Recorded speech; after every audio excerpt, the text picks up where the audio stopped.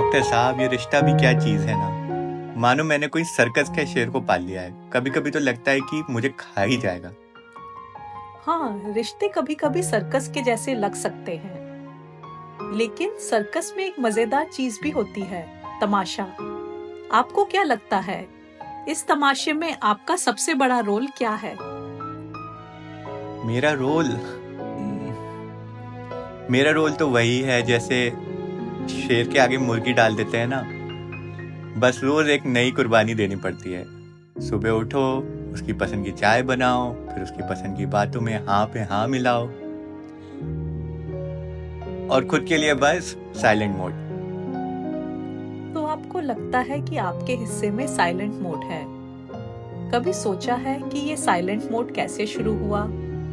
क्या इस सर्कस में कोई ऐसा पल था जब आप खुद को सुनना बंद कर बैठे? हाँ, शायद जब मैं उसे बहुत खुश करने में लगा था। कभी ये सोचा ही नहीं कि मेरी भी कुछ चाहते हैं।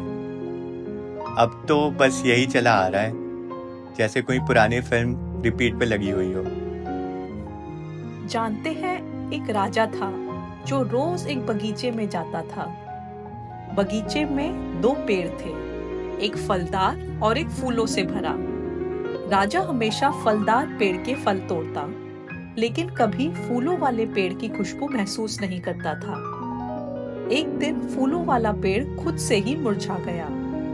राजा तब समझा कि केवल फल ही नहीं, खुशबू भी जीवन में जरूरी है। क्या आपको लगता है कि आपके रिश्ते में भी कुछ ऐसा ही हो रहा है? वाह, मतलब मैं वही फूलों वाला पेड़ बन गया हूँ और शायद मेरी खुशबू किसी को महसूस नहीं हो रही है। तो अब आप क्या करना चाहेंगे? उस राजा की तरह आप भी बगीचे में कुछ नया देखना चाहेंगे? शायद अपने लिए भी कोई कोना बनाना चाहेंगे जहाँ तक आपकी खुशबू महक सके?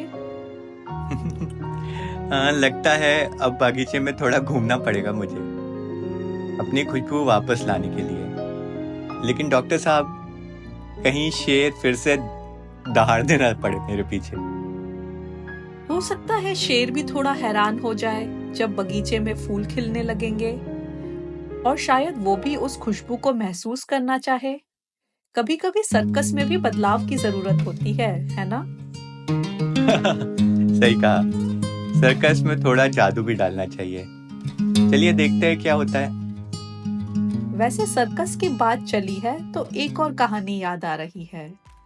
एक बार एक जोकर था जो हर रोज लोगों को हंसाता था, लेकिन खुद कभी नहीं हंसता था। लोग सोचते थे कि वो सबसे खुश है, लेकिन उसकी खुद की हंसी खो गई थी। एक दिन उसने सोचा कि क्यों ना एक बार अपने लिए भी हंसा जाए। जब उसने खुद के लिए हंसना शुरू किया तो उसने पाया कि उसकी हंसी में एक अलग ही जादू है। क्या आपको याद है आखिरी बार कब आपने खुद के लिए कुछ किया था? ऐसा कुछ जो सिर्फ और सिर्फ आपके लिए हो? हाँ, शायद बहुत साल हो गए। पहले मैं गिटार बजाता था, लेकिन फिर समय ही नहीं मिल पाता। गिटार बजाना तो बड़े कमाल की बात है। कभी सोचा है कि आप फिर से गिटार उठाएं तो क्या हो सकता है?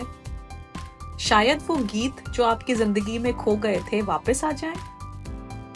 हाँ, हो सकता है। शायद संगीत से मैं शेर को थोड़ा खुश कर दूं और वो इतना डरावना नहीं रहे फिर। हाँ, कभी-कभी शेर को भी थोड़ा खुश करना चाहिए ताकि वो भी हंस सके, और शायद वो शेर भी आपके साथ तमाशा देखने का आनंद ले सके। ठीक है, लगता है अब सर्कस में थोड़ा म्यूजिक भी डालना पड़ेगा और शायद जोकर की तरह खुद के लिए भी हंसना पड़ेगा। बिल्कुल सही। जिंदगी का सर्कस तभी मजेदार होता है जब उसमें थोड़ा जादू, थोड़ी खुशबू, थोड़े गीत और थोड़े रंग हों। देखते हैं अगली बार जब आप आएंगे तो आप कौन सा नया गीत लेकर आएंगे अपने बगीचे में। हाँ, चलिए कोशिश करेंगे, देखते हैं क्या होता है। पर ये सब मुझे बताने के लिए धन्यवाद। धन्यवाद तो आपको है कि आप अपने बगीचे में फिर से खुशबू और गीत लाने का फैसला किया है। मैं यहाँ हूँ आपके साथ हर कदम।